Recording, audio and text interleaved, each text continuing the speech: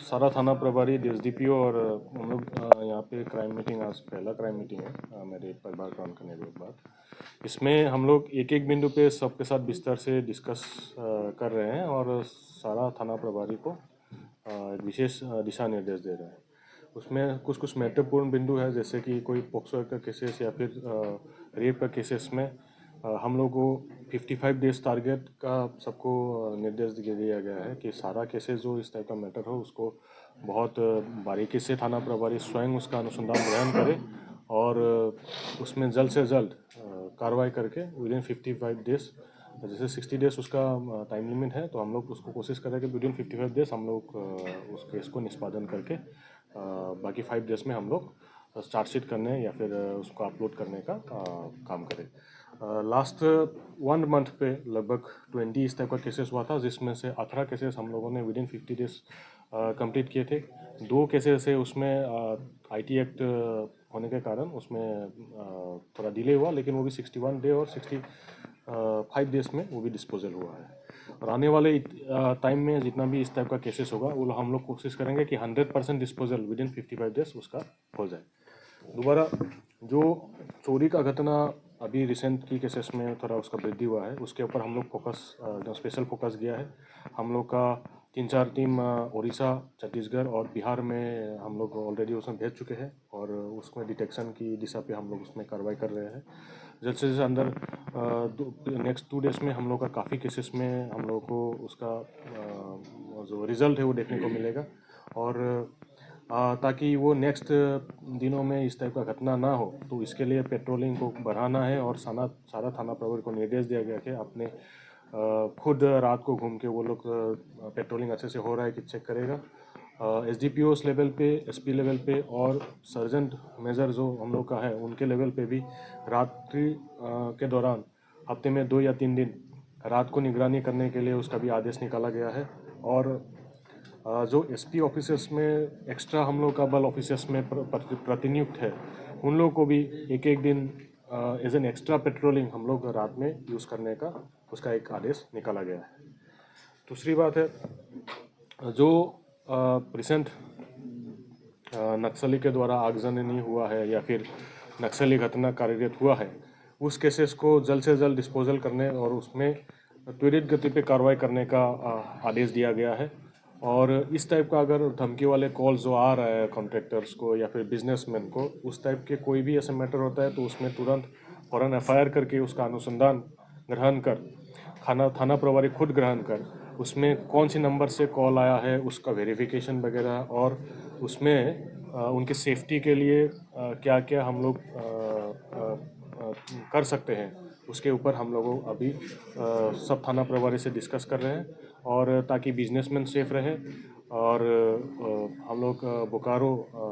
भयमुक्त हो, उसके लिए हम लोग कोशिश कर रहे हैं। रिसेंट के दिनों में कुछ ज्वेलरी शॉप्स और गाड़ी के डिक्के के द्वारा भी कुछ लूटपाट या फिर पैसा ऐसे चोरी करके ले गया है, वो केसेस भी हम लोग उसको बारीकी से देख रहे हैं और जल्द से जल्द उसमें भी हम लोग कार्रवाई करके उसकी जो अपराधी है उसको हम लोग पकड़ेंगे। और उसमें भी सारा थाना प्रभारी एसडीपीओ को दिया गया है दिशा निर्देश, ताकि वो डेली उस केस को रिव्यू करते हुए उसमें जो फलाफल हो उसको सीनियर ऑफिसर को अपडेट करना। साइबर क्रिमिनल्स रिसेंट हुआ है केसेस, उसका इंस्पेक्टर लेवल उसका अनुसंधान करता होता है, उसके साथ साथ पार्थ आयोग भी हम लोगों ने उसमें अपॉइंट किया है। अभी बोकारो जिला में केसेस का रिव्यू करेंगे तो लगभग हम लोग के पास 80 केसेस, 80 और 90 के आसपास में केसेस साइबर केसेस का पेंडिंग है, जो कुछ पुराना केसेस भी है। और वो केसेस इसलिए पेंडिंग था क्योंकि जो बाहर जिला में जाके सत्यापन करना था वो क्योंकि इलेक्शन था और बहुत सारे कार्यों में व्यस्त था तो हो नहीं पा रहा था। अभी सारा इंस्पेक्टर्स 1-2 दिनों में अपना कहाँ कहाँ सत्यापन होना बाकी है उसका डिटेल्स हम लोग ले लिए हैं और अगले 1-2 दिनों में ऐसा टीम ग्रहण करेगा। जैसे मान लो दिल्ली में जाने के लिए करीब 20 केसेस होगा या पश्चिम बंगाल में जाने के लिए 25 केसेस होगा, उसका हम लोग एक टीम बना के विदिन 2 डेज हम लोग जितना भी बाहर सत्यापन करने वाले जगह है उसमें वो टीम जाएगा और सत्यापन करके केस का जो पेंडिंग एक्शन था उसको कंप्लीट करेंगे। दूसरा जो नया केसेस होता है, हम लोग का नया साइबर थाना खोला गया है उसमें क्योंकि 3 इंस्पेक्टर हम लोग के पास अभी रिसेंटली ज्वाइन किया है, तो उन 3 इंस्पेक्टर को हम लोग उसमें प्रतिनियुक्त कर रहे हैं, ताकि कोई भी ऐसे मैटर हो वो साइबर थाना हम लोग का इफेक्टिवली फंक्शनिंग हो, उस पर हम लोग को नक्सली का प्रेजेंस तो है। पिछले 1 मंथ पे हम लोगों ने बहुत सारी एरियाज पे इनपुट जनरेट किए हैं, उसमें ऑपरेशन भी हम लोगों ने लॉन्च किए हैं। तो नक्सली का मूवमेंट है, और एज ए संगठित गिरोह हमारे बोकारो ज़िला में इस टाइप का गिरोह हमको लास्ट 1 मंथ में हमको नज़र में नहीं आया है। जो भी हम लोग को परेशान करते हैं, तो बाहर ज़िला का जो संगठित अपराधी है वही लोग उन लोगों का प्रेजेंस दिखाने के लिए कोशिश कर रहा है, लेकिन हम लोग उसमें सारा थाना प्रभारी, एसडीपीओ सब हम लोग एकजुट में हैं, और उसमें हम लोग यही है कि हम लोग दूसरे ज़िले की तरह बोकारो ज़िला को बनने नहीं देंगे। यहाँ पे जैसे पुराने टाइम से पीसफुल होते आ रहे हैं, जिसमें संगठित अपराध का बड़ा हादसा हुआ नहीं है और इतना प्रभाव रहा नहीं है, उसको हमेशा हम लोग कायम रखेंगे। और आने वाले दिनों में भी इस टाइप का कोई इंसिडेंट ना हो, इस पर हम लोग पूरा फोकस है। उसमें भी हम लोगों को फोकस है, कोई भी ऐसे अवैध खनन या फिर कोई भी ऐसे इलीगल माइनिंग वगैरह होते हैं, तो उसमें पूरा हम लोग का ज़िले का नज़र है। उसमें हम लोग सिविल एडमिनिस्ट्रेशन को भी साथ में रखे हैं। उसमें जैसे कोई भी इंसिडेंट हो जिसमें बालू ही ऐसे इलीगली उठा रहा है, तो सीओ, बीडीओ और पुलिस का टीम उधर जाके खुद दर्ज करते हैं। हम लोग का माइनिंग टास्क फोर्स का मीटिंग भी डीसी मैडम की तरफ से होता रहता है, और उसमें जो दिशा निर्देश दिया जाता है उसको हम लोगों को